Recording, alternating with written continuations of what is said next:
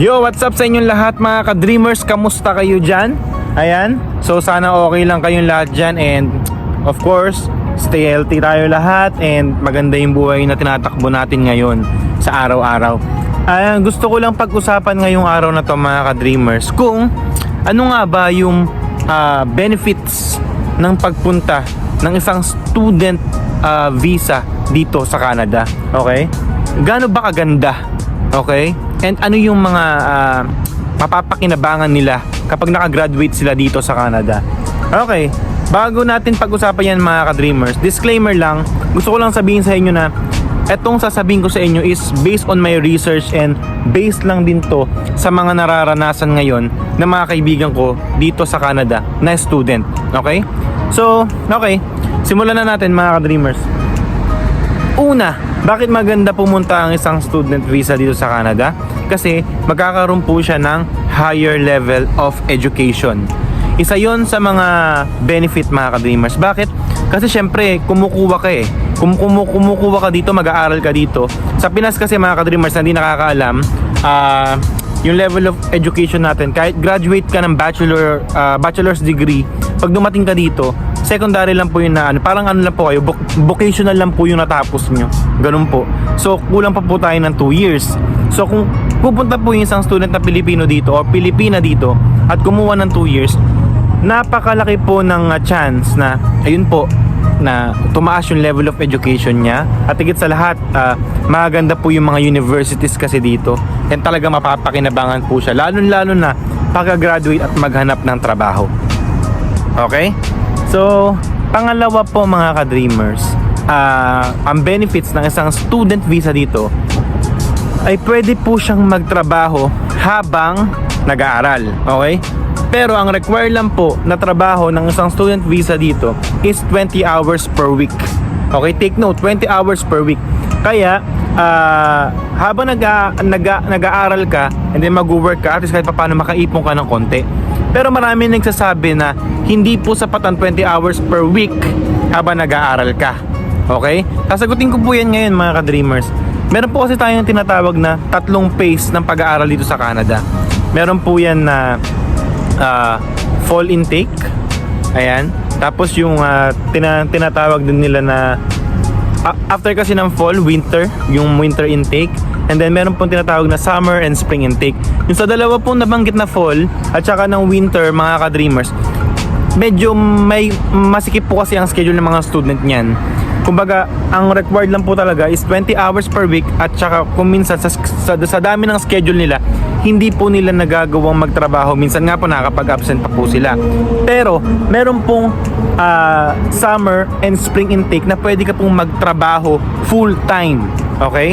Dahil meron po tayong tinatawag na temporary public advisory dito sa Canada na sa month po na yan, na pagpatak po ng July, kung hindi ako nagkakamali, July, August hanggang December, pwede ka mag-work full time, depende po sa inyo dahil po yung may pinakamahabang break.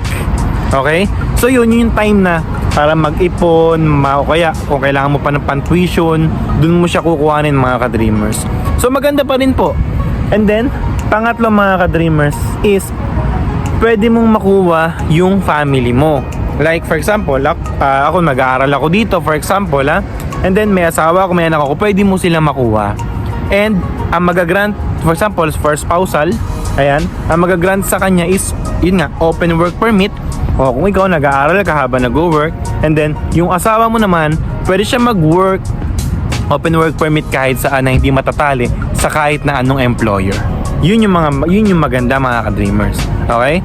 So pang-apat, once na makagraduate ka dito, ito yung pinakamaganda. Magkakaroon ka kasi ng PGWP, yung tinatawag po natin na Postgraduate Work Permit. Okay? Guys, lilinawin ko lang ha. Ang PGWP, makukuha mo siya after mo ng program. Okay? After ng pag-aaral mo, mabibigyan ka ng Open Work Permit, which is PGWP. Okay? Lilinawin ko lang guys, sa lahat ng mga pupunta dito na student na mag-aaral dito, siguraduhin nyo po na ang program na kukunin nyo is naglalaro ng 2 to 3 years. Okay? Kasi po, dyan po nakasalalay kung gaano rin po katagal yung PGWP na ibibigay sa inyo. So, kung may nag-offer sa inyo like may mga program na 6 months, 8 months, nako po, wag po. Medyo lugi po kayo dyan at hindi po kayo magagrantan ng PGWP pag ganun lang pong lifespan yung program na kinuha nyo. Doon na po papasok na sa PGWP na yung kailangan nyo po yung sulitin. Kasi po sobrang mahal po talaga ng tuition dito sa totoo lang. Kaya madaming nagre-risk din kasi nga po yung opportunity rin na naghihintay para sa kanila dito. Okay? Kasi po mga ka-dreamers, once na makuha mo yung PGWP mo, nakagraduate ka dito, 6 months working of experience lang po pwede ka na mag-apply ng PR. Ayun yung kagandahan.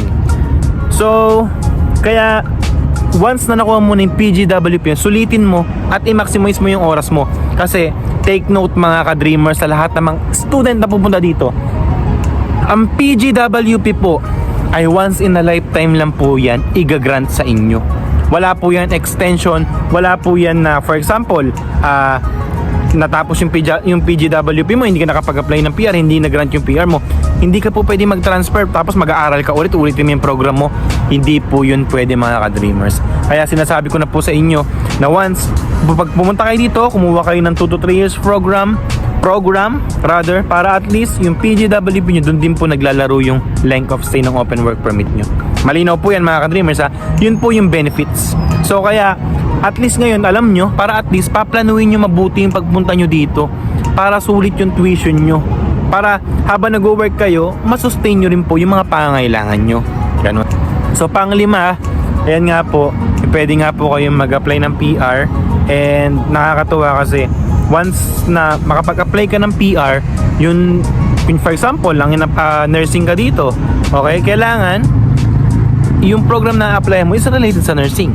Hindi yung sinabi lang nilang maganda yung electrician, yun yung kunin mo. Maganda yung machinist dito, yun yung kunin mo. Maganda yung sa field na to, yun yung kunin mo. Hindi po. Kailangan po planuin nyo yung program nyo kasi po yung po yung magdadala sa inyo para maging qualified po talaga kayo at magamit nyo po sa maayos na paraan at maayos na working field. Ayun, after mo yun, magrantan ng PGWP at makapag-process ka ng PR, ang kagandahan lang po is napakalaki po ng chance na makapag-apply ka ng trabaho dito na related po sa work mo.